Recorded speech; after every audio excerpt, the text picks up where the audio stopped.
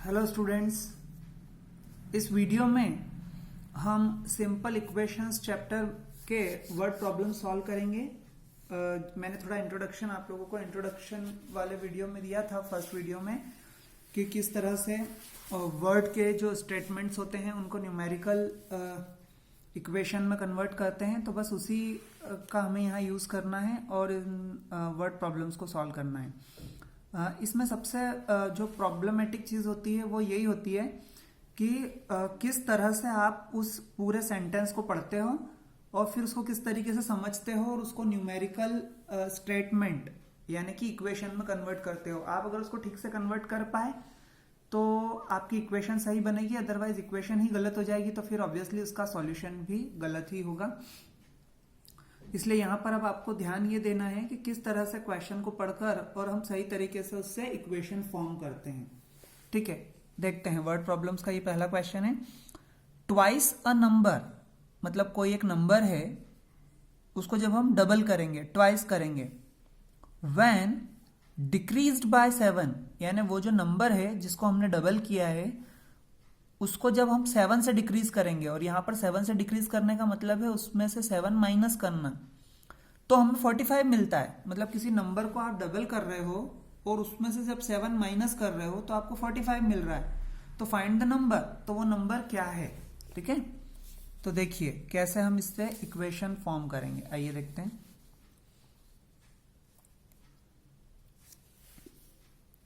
हम क्वेश्चन पहले word problem है इसलिए हम पहले इसको लिख देंगे कि हम उस नंबर को कोई एक वेरिएबल कंसिडर कर लेते हैं। सो नॉर्मली एक्स कंसिडर करते हैं, इसलिए हम भी यहां पर लेट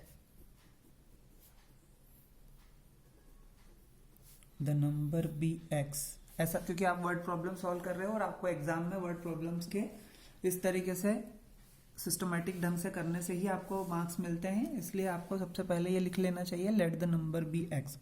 अब अगर वो नंबर एक्स हो गया है, हमें नहीं पता है, हमने उसको एक वेरिएबल कंसिडर कर लिया है, तो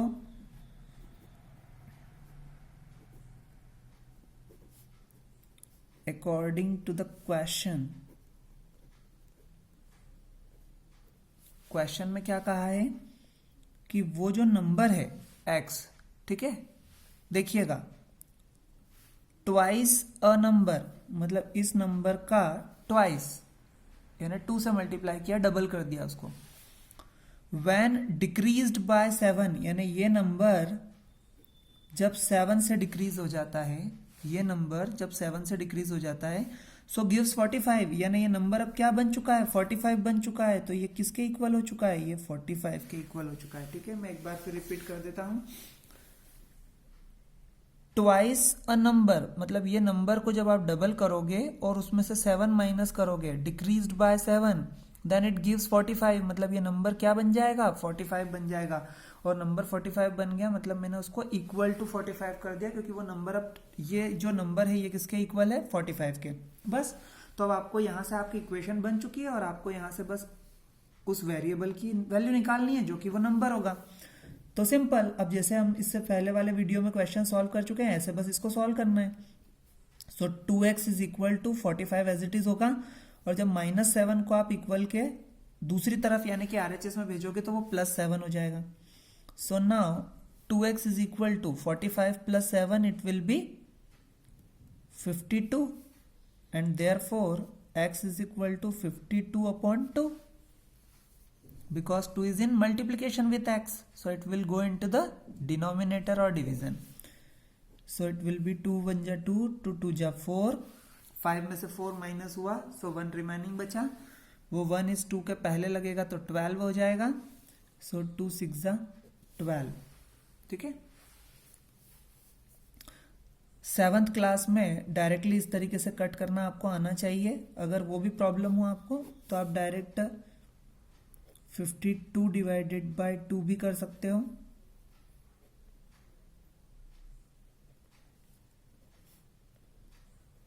आप इस तरीके से भी कर सकते हो, तो भी वो 26 आपका आंसर आ जाएगा। So x is equal to 26, it means कि वो नंबर क्या है, 26 है। सो हम लिखेंगे देयरफॉर द नंबर इज 26। आप इसे चेक भी कर सकते हो, आप इस क्वेश्चन को, जैसे हमने पहले वीडियोस में जो इक्वेशंस है उसको जब हम सॉल्व कर लेते हैं तो फिर हम उसे चेक भी कर सकते हैं। वैसे आप यहाँ भी चेक कर सकते हो कि वो नंबर आपने सही निकाला है या नहीं है। देखिए आप यहाँ क्वेश्चन में आपका आंसर है 26, तो आप देखिए कैसे चेक करेंगे हम इसको। ट्वाइस अ नंबर, तो अगर वो नंबर 26 है तो आप उसको डबल कर दीजिए।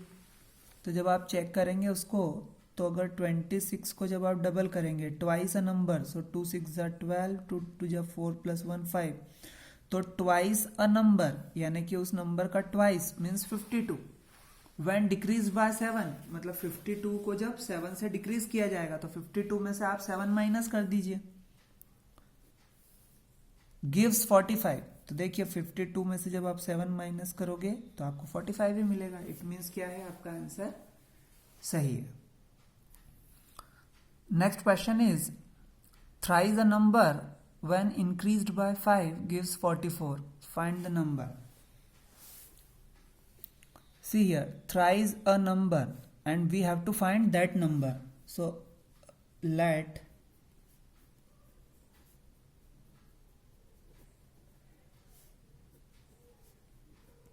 the number be x, and it is not compulsory always to consider that number as x variable. आप उसको नंबर है तो उसको n भी कंसिडर कर सकते हो, ठीक है।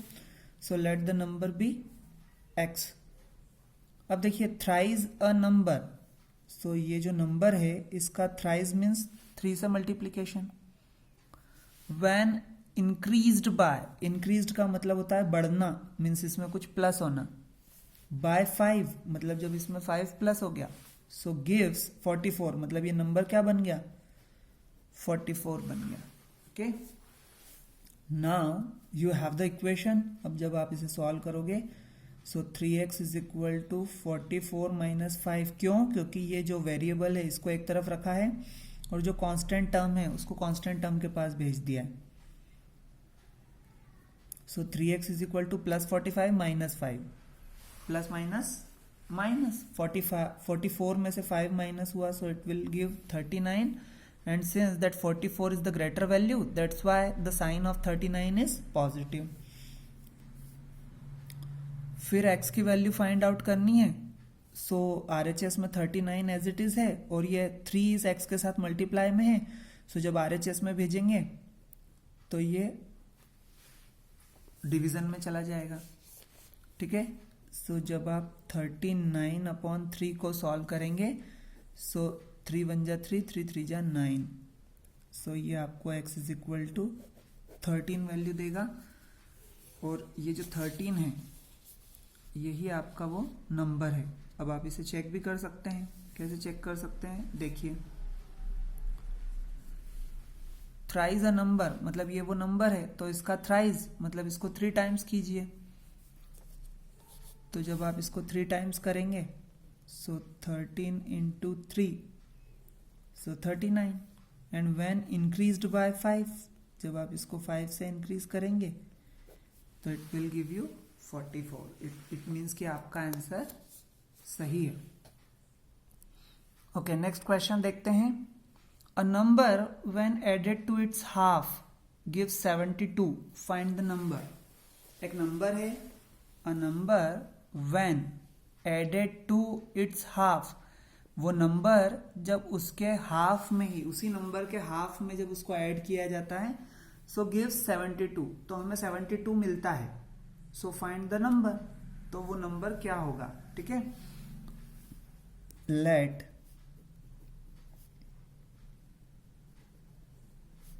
The number be n। अभी हम n कंसिडर कर लेते हैं उस नंबर को। सो देखिए, अकॉर्डिंग टू द क्वेश्चन,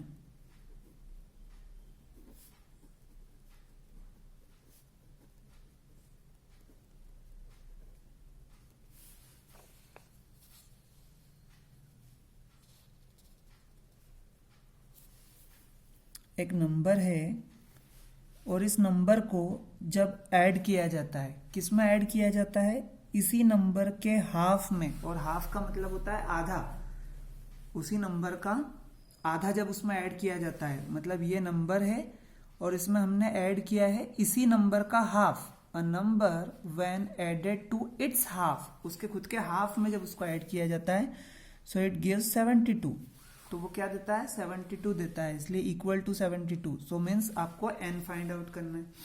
अब देखिए आप इस n के अपॉन में कुछ नहीं है, मतलब 1 है, और इस n के अपॉन में 2 है। अब आपको यहां पर अगर इससे सॉल्व करना है, क्योंकि ये फ्रैक्शनल फॉर्म में है, और अगर फ्रैक्शन के फॉर्म में है और इसे सॉल्व करना है, तो आपको दोनों के डिनोमिनेटर क्या बनाने पड़ेंगे, सेम बनाने पड़ेंगे। अब आप देखिए डिनोमिनेटर सेम बनाने के लिए हम यहाँ पर 2 से मल्टीप्लाई कर सकते हैं, सो हमें न्यूमरेटर में भी 2 से मल्टीप्लाई करना होगा, एंड विल बी 1 2 जा 2। ऐसा हम क्यों कर रहे हैं, ताकि हम इसे LHS को सॉल्व कर सकें, क्योंकि यहाँ पर जब तक डिनोमिनेटर सेम नहीं था तो हम जब तक LCM नहीं ले सकते थे, इसे सॉल्व नहीं कर सकते थे। सो यहाँ पर देखिए अब ये 2 और 2 डिनोमिनेटर सेम है, सो इस 2 को एज इट इज लिखेंगे एक बार, और ये 2n plus n is equal to 72। फिर से आप देखिए ये लाइक टर्म्स हैं 2n और n, सो 2n प्लस 1n मिलके बन जाएंगे 3n upon 2 is equal to 72 upon 1, क्योंकि 72 के अपॉन में कुछ नहीं है, मीन्स 1 है। अब दो फ्रैक्शन और बीच में इक्वल का साइन, क्रॉस मल्टीप्लाई हो जाएगा, और जब क्रॉस मल्टीप्लाई करेंगे सो 1 का मल्टीप्लाई 3n में, it will B 3n, and when 2 is multiplied with 72। अब देखिए यहाँ पर आप दो चीजें कर सकते हैं, एक तो आप 2 में 72 का डायरेक्ट मल्टीप्लाई कर सकते हैं, और फिर 3 क्योंकि मल्टीप्लिकेशन में है n के साथ, इसलिए उसको डिवीजन में भेजकर जो भी रिजल्टेंट है 72 का डबल जो 144 होगा, यहाँ पर 2 से 72 को मल्टीप्लाई करने पर उसको डिवाइड कर सकते हैं। बट यहाँ पर मेरा सजेशन आपको ये है कि आप अभी मल्टीप्लाई मत कीजिए। जब आपको यहाँ पर कोई नंबर अगर दिख जाता है कि आपको उसको डिवीजन में भेजना ही है, तो आप इसको पहले मल्टीप्लाई करके एक बड़ा नंबर मत बनाइए, आप उसको छोटा ही रखिए। n is equal to 2 into 72 as it is रखिए, और उसके अपॉन में फिर 3 भेज दीजिए, क्योंकि 3 मल्टीप्लाई में था तो अब इक्वल के उस तरफ जाएगा, तो कहाँ जाएगा, डिवीजन में। दोनों ही केस में आप 2 को 72 में मल्टीप्लाई करके आप उसको 144 लिख दीजिए, और फिर 3 से डिवाइड कर दीजिए, तो भी सेम आंसर आएगा। और अभी जब हमने मल्टीप्लाई नहीं किया है तब भी सेम आंसर आएगा। बस फर्क इतना है कि किसी भी नंबर को मल्टीप्लाई करके बड़ा बनाने से अच्छा है कि आपको अल्टीमेटली डिवाइड तो करना ही है, तो आप उसको एज इट इज रखिए और 3 को भेज दीजिए। अब इस 3 से 72 को डिवाइड कर दीजिए, सो 3 1 जा 3, 3 2 जा 6, और 7 में से 6 माइनस हुआ तो 1 बचा, वो 2 से पहले लगा तो 12 हुआ, और 3 4 जा 12। ओके, और अब आप simple n is equal to 2 as it is है, और 2 में 24 का मल्टीप्लाई कर दीजिए, so n is equal to ये हो जाएगा 48। यही आपका आंसर है। ठीक है, आप अगर यहां पर इसी स्टेप को मैं यहां करके बता देता हूं आपको, आप अगर इसी स्टेप में n इज इक्वल टू 72 में 2 का मल्टीप्लाई करते 144 और अपॉन 3 करते, तब भी आप जब 144 को 3 से डिवाइड करते तो 3 4 जा 12, और 3 8 जा 24, तब भी आपका 48 आंसर ही आता। बट इससे थोड़ा सिंप्लीफाई हो जाता है, क्योंकि यहाँ तो बहुत छोटी छोटी सी वैल्यूज हैं, ये 2 है 72 है, बट किसी क्वेश्चन में अगर यहाँ पर भी कोई 2 डिजिट का नंबर आ जाए, यहाँ भी कोई 2 डिजिट का नंबर आ जाए, तो उनको फिर मल्टीप्लाई करके एक बड़ा नंबर बनाना और बाद में डिवाइड करना, तो वो उसको और डिफिकल्ट बनाना हो जाता है। हम हमेशा वर्क करेंगे कि क्वेश्चन हमेशा सिंपलेस्ट फॉर्म में ही रहे। Okay, so the next question is a number is 2/5 times the another number. Means एक नंबर है और वो किसी दूसरे नंबर से 2/5 टाइम्स है, ऐसे ये दो नंबर्स हैं। इफ देयर सम इज 70, और उन दोनों नंबर्स का सम कितना है, 70 है, सो फाइंड द नंबर्स। तो वो दोनों नंबर्स आप फाइंड आउट कीजिए। तो हम क्या करेंगे कि हमें तो वो दोनों ही नंबर फाइंड आउट करना है, तो इसलिए हम फर्स्ट कंसिडर कर लेंगे let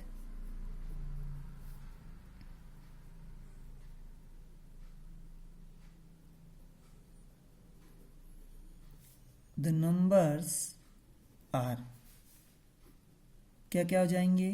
first number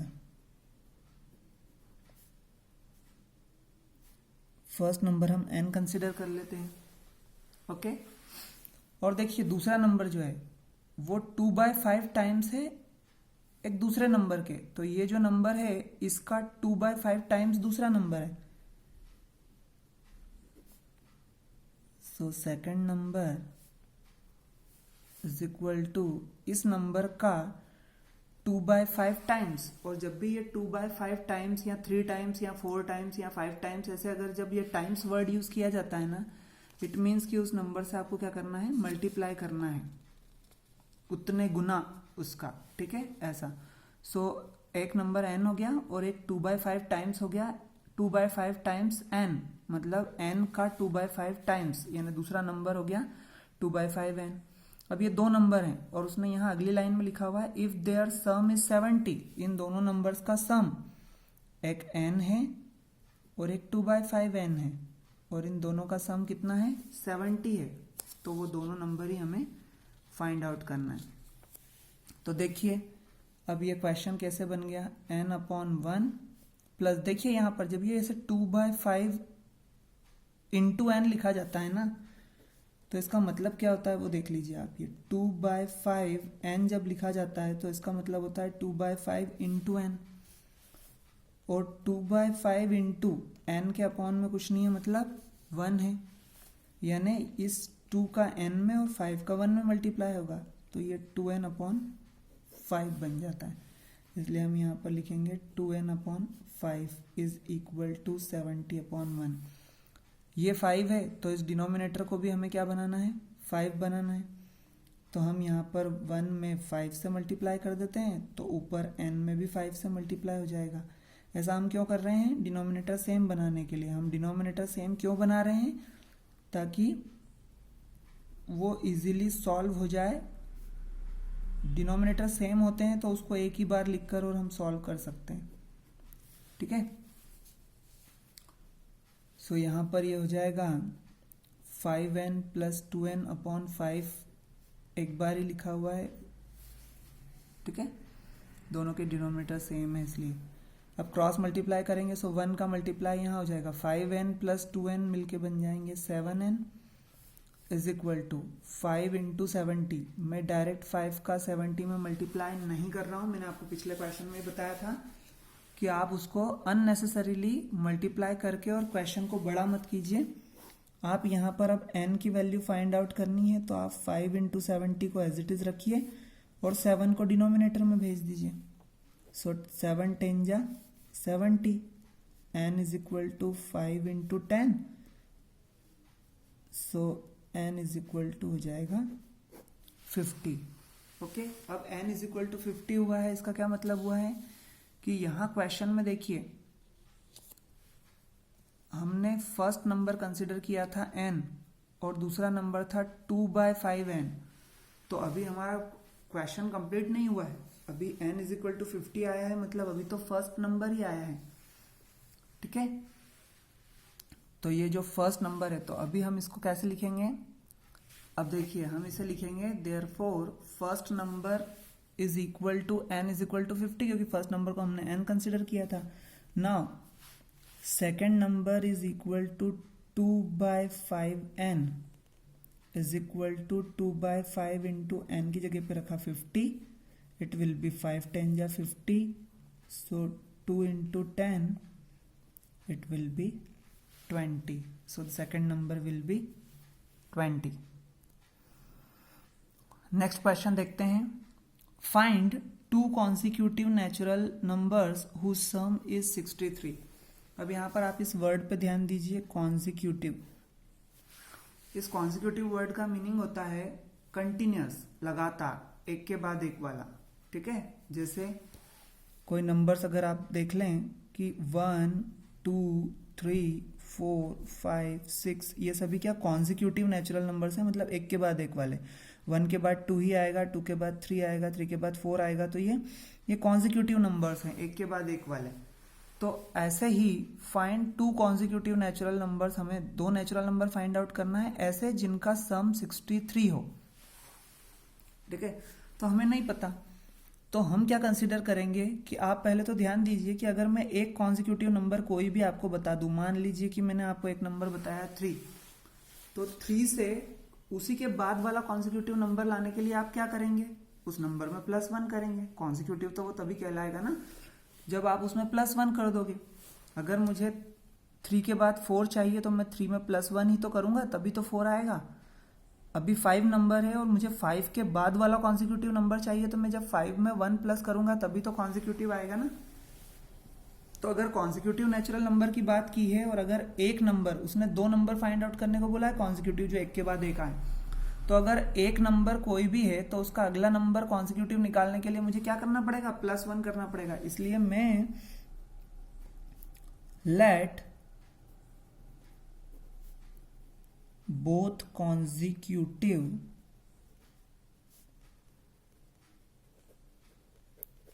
numbers be एक को x एंड एक को x+1 कंसिडर किया। ठीक है, क्यों x+1 कंसिडर किया, क्योंकि एक जो नंबर x है वो हमें नहीं पता है, वो नंबर जो भी होगा उसका कॉन्जिक्यूटिव नंबर कब मिलेगा, उसी नंबर में +1 करने पर। ठीक है, इसलिए हमने उसको x और x+1 कंसिडर कर लिया। अब उसने कहा है कि two consecutive natural numbers whose sum is 63, तो अगर ये दोनों नंबर्स हैं, अगर हमने जो कंसिडर किए हैं, इन दोनों नंबर को अगर हमने कंसिडर किया है तो इन दोनों का सम कितना है according to the question, 63। So according to the question ये एक नंबर है x और ये दूसरा नंबर है x+1। ठीक है, और इन दोनों नंबर्स का सम कितना है, 63 है। तो x+x हुआ 2x और ये इक्वल टू में 63 है, और ये जो +1 है साथ में, इस +1 को इक्वल के उस तरफ जब भेजेंगे तो ये -1 हो जाएगा। So 2x is equal to 63 - 1 62, therefore x is equal to 62/2, 2 3 जा 6, 2 1 जा 2, so x is equal to 31। तो वो जो दोनों नंबर है उसमें से हमने एक नंबर को कंसिडर किया था x। देखिए, let both the consecutive numbers be x and x+1, तो एक नंबर को x कंसिडर किया था तो वो नंबर तो 31 आया, और दूसरे नंबर को कंसिडर किया था x+1 तो वो आ जाएगा 31 + 1 मीन्स 32। ठीक है, सो हम लिखेंगे first number is equal to x is equal to 31 and second number is equal to x+1, so it will be 31 + 1 32। ये दोनों कॉन्जिक्यूटिव नंबर आ गए। कॉन्जिक्यूटिव मतलब एक के बाद एक वाले, तो 31 के बाद 32 ही आता है, मतलब दोनों कॉन्जिक्यूटिव नंबर है। और आप इसे चेक भी कर सकते हैं क्योंकि ये जो दोनों कॉन्जिक्यूटिव नंबर्स है 31 और 32, जब आप इन दोनों को प्लस करोगे तो आएगा 63, और वही उस क्वेश्चन में कहा गया है। तो यहाँ पर आपका ये क्वेश्चन भी सॉल्व होता है। अब देखिए, कॉन्जिक्यूटिव नंबर्स का ही एक और दूसरा अलग केस देखते हैं। अभी हमने कॉन्जिक्यूटिव नंबर्स का केस देखा था, तो कॉन्जिक्यूटिव नंबर्स क्योंकि एक के बाद एक वाले नंबर्स होते हैं, इसलिए हमने एक नंबर को x और एक को x+1 कंसिडर कर लिया था। बट अब यहाँ पर एक कंडीशन थोड़ी सी चेंज है, find two consecutive positive odd integer. तो अब आपको यहाँ पर इन सभी शब्दों पे ध्यान देना होगा। सबसे पहली बात तो आपको ध्यान देना होगा कॉन्जिक्यूटिव पे। तो कॉन्जिक्यूटिव वर्ड पढ़ते से आपके दिमाग में आना चाहिए कि एक नंबर है और उसी के बाद वाला कंटिन्यू नंबर है। जैसे एक 5 है तो एक 6 है, 6 के बाद 7, 7 के बाद 8, लाइक दिस, ये कॉन्जिक्यूटिव हो गया।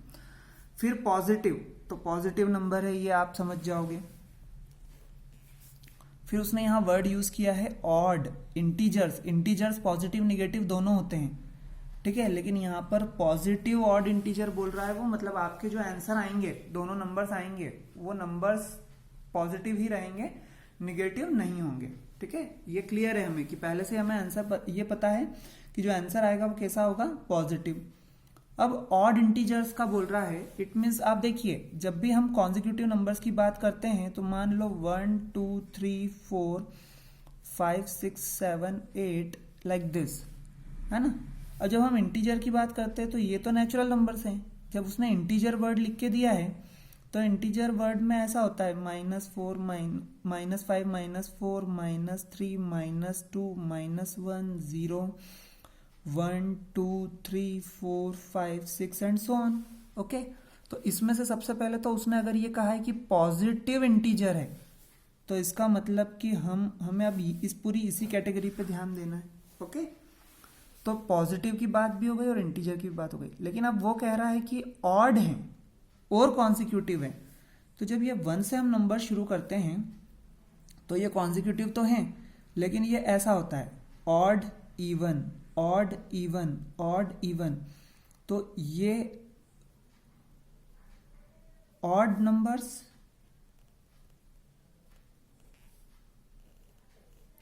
और ये इवन नंबर्स होते हैं। ठीक है, तो इट मीन्स ये हुआ कि जब आपको कॉन्जिक्यूटिव वर्ड यूज किया है और साथ में ऑड या इवन वर्ड यूज किया है, तो जब आपको ऑड नंबर्स का बोलेंगे इट मीन्स 1 3 5 7 9 इस तरीके से जाएगा। और जब कॉन्जिक्यूटिव पॉजिटिव इवन इंटीजर अगर बोला होता तो हम 2 4 6 8 ये कंसिडर करते, लेकिन वो नंबर तो कोई भी हो सकते हैं आगे इसी सीरीज में, मतलब 1 3 5 7 9 इसी सीरीज में आगे कोई नंबर हो सकता है। लेकिन इसमें सिमिलरिटी क्या है कि अगर मैं कोई एक नंबर कंसिडर करता हूं, जैसे फॉर एग्जांपल मैं 1 लेता हूं, तो 1 के बाद अगला कॉन्जिक्यूटिव यानी इसके जस्ट बाद वाला ऑड नंबर कौन आएगा, 3। और 1 से 3 कैसे बनेगा, 2 प्लस करके, 1 + 2 3, फिर 3 + 2 5, फिर 5 + 2 7, फिर 7 + 2 9, फिर 9 + 2 11, ऐसे जाएगा। मतलब जब हम कॉन्जिक्यूटिव ऑड नंबर्स की बात करते हैं तो कॉन्जिक्यूटिव ऑड नंबर्स हमारे ऐसे हो जाते हैं। और जब हम कॉन्जिक्यूटिव पॉजिटिव इवन इंटीजर्स की बात करते हैं तो वो हमारे ऐसे नंबर्स हो जाते हैं। तो इन दोनों ही केस में जब आप एक नंबर कंसिडर करते हो तो अगला नंबर +2 करके आता है, इससे अगला नंबर भी +2 करके आएगा और इसका अगला नंबर भी +2 करके आएगा। यहां भी 2 से 4 +2, 4 से 6 +2 और 6 से 8 +2। इसलिए हम अगर एक नंबर x कंसिडर करते हैं तो दूसरा नंबर हम x + 2 कंसिडर करते हैं, चाहे उसने कॉन्जिक्यूटिव पॉजिटिव इवन इंटीजर बोला हो या उसने कॉन्जिक्यूटिव पॉजिटिव ऑड इंटीजर बोला हो। तो क्योंकि इसमें ऑड इंटीजर कहा है इसलिए हम लिखेंगे let the numbers be x and x + 2। अभी मैंने बताया कि ये x और x + 2 क्यों करेंगे, क्योंकि उसने इवन या ऑड वर्ड यूज किया है, और जब इवन या ऑड वर्ड यूज किया है तो x अगर एक नंबर है तो उसका अगला ऑड नंबर तभी आएगा जब उसमें +2 होगा। ठीक है, सो x एंड x + 2। अब हम क्वेश्चन पढ़ते हैं। Find 2 consecutive positive odd integers whose sum is 76। इन दोनों नंबर्स का सम कितना है, 76 है। तो x + x + 2 = 76। So it is 2x + 2 = 76. So 2x = 76 - 2। क्यों, ये +2 है, इक्वल के उस तरफ भेजेंगे तो -2 हो जाएगा।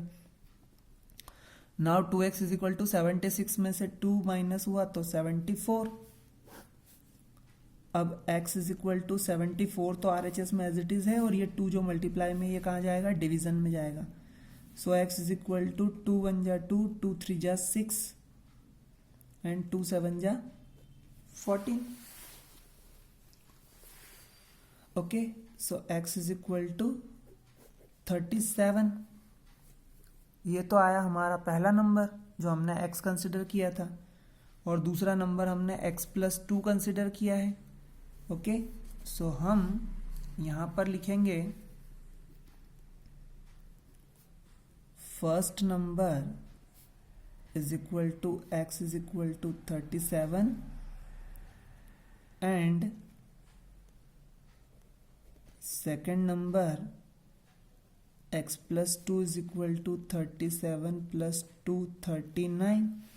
तो आप देखिए ये दो नंबर जो हमें फाइंड आउट करने थे वो क्या क्या निकले, 37 और 39। तो दोनों कॉन्जिक्यूटिव पॉजिटिव ऑड इंटीजर्स हैं। देखिए ये ऑड है दोनों, 37 और 39 पॉजिटिव भी हैं, और कॉन्जिक्यूटिव में मतलब एक के बाद एक आने वाले, यानी 37 के बाद अगला ऑड नंबर क्या आएगा, 39 आएगा, क्योंकि बीच में जो 38 है वो तो क्या है, इवन है। तो आप देखिए 37 और 39 जब आप इन दोनों को अगर प्लस करेंगे तो ये आएगा 76। ओके, नेक्स्ट क्वेश्चन देखते हैं। Find 3 consecutive positive even integers whose sum is 10 whose sum is 90। Sorry, ऐसा 3 कॉन्सिक्यूटिव पॉजिटिव इवन इंटीजर बताना है हमें। अब देखिए मैं आपको पिछले क्वेश्चन में समझा चुका हूं कि ये पॉजिटिव हो या निगेटिव हो, सॉरी ये इवन हो या ऑड हो, आपको +2 का ही डिफरेंस लेकर चलना है, ठीक है। और इंटीजर्स हैं, पॉजिटिव इंटीजर्स है और कॉन्सिक्यूटिव हैं, तो हम क्या कंसिडर करेंगे अब यहाँ, लेकिन यहाँ पर अब 2 की बजाय क्या है, 3 हैं। तो आप खुद ही देखिए कि अगर ये 2, 4, 6, 8, 10, 12 ऐसे अगर ये पॉजिटिव कॉन्सिक्यूटिव नंबर्स हैं, तो अगर ये एक नंबर हम 2 कंसिडर करते हैं तो इसका अगला नंबर अगर +2 करने पर आता है और उसका अगला नंबर फिर +2 करने पर आता है, तो इस एक नंबर के रिस्पेक्ट में ये दूसरा नंबर अगर +2 करने पर आया है तो ये 2 से ये 6 लाने के लिए हमें 2 + 2 क्या करना पड़ेगा, 4 करना पड़ेगा। तो जहां हम 3 नंबर्स कंसिडर कर रहे हैं वहां पर अगर एक नंबर को, इसको हमने x कंसिडर किया है, तो x से ये दूसरा नंबर कैसे आएगा, x + 2 करके। और अब इस x + 2 में जब ये 2 प्लस होगा तो ये क्या बन जाएगा, x + 4 बन जाएगा, ठीक है। इसलिए अब हमें जब 3 नंबर कंसिडर करना होंगे तो हम नंबर कंसिडर करेंगे x, x + 2, x + 4, और यही ऑड पॉजिटिव इंटीजर के केस में भी होगा जब आपको 2 की बजाय 3 नंबर्स कंसिडर करना होंगे, ठीक है। सो हम यहां पर लिखेंगे late 3 numbers be x, x + 2, x + 4, और इन तीनों का सम क्वेश्चन में क्या कहा है, 90। इन तीनों नंबर्स का सम कितना है, 90 है। सो x, ये x + 2 और ये x + 4, ये जो तीनों नंबर्स हैं ना, ये 3 नंबर्स हैं और इन तीनों नंबर्स का सम, मतलब इन तीनों को प्लस करने पर क्या आएगा, 90 आएगा। सो आप वेरिएबल को तीनों को पास पास लिख लीजिए, x + x + x, और ये +2 + 4 यहाँ पास पास आ जाएगा, x + x + x हो जाएगा 3x + 4 + 2 6 = 90। 3x = 90 - 6, क्यों, क्योंकि +6 है, इक्वल के उस तरफ जाएगा तो -6 हो जाएगा। Now 3x = 90 - 6, it will be 84, and x = 84/3, क्यों, क्योंकि 3 मल्टीप्लाई में है तो डिवीजन में जाएगा।